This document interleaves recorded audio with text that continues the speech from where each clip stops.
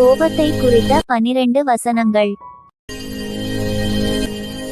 கோபம் எத்தனை பெரிய தீமைகளை ஏற்படுத்துகிறது?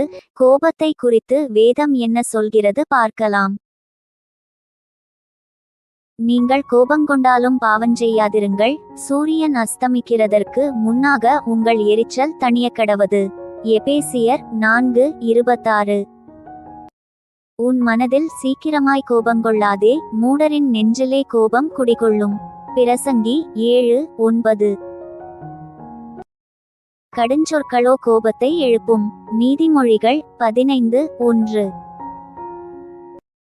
கோபத்தை நெகிழ்ந்து உக்கிரத்தை விட்டுவிடு, பொல்லாப்பு செய்ய ஏதுவான எரிச்சல் உனக்கு வேண்டாம். சங்கீதம் 37:8. உக்கிரம் கொடுமையுள்ளது, கோபம் நிஷ்டூரமுள்ளது. நீதிமொழிகள் 27:4.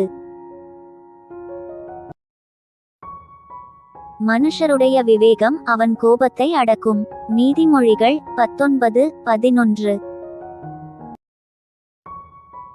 கடுங்கோபி ஆக்கினைக்குள்ளாவான். நீதிமொழிகள் 19:19. கோபக்காரன் சண்டையை எழுப்புகிறான். நீதிமொழிகள் 15:18. கோபக்காரனுக்கு தோழனாகாதே, உக்கிரமுள்ள மனுஷனோடே நடவாதே.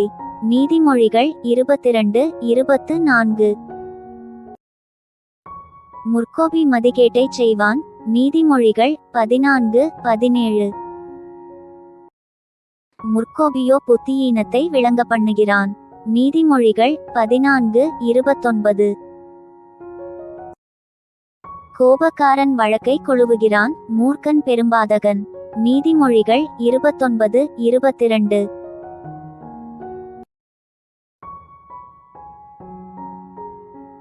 தேவனே கோபத்தை அடக்கி விவேகமாய் வாழ உதவி செய்யும்.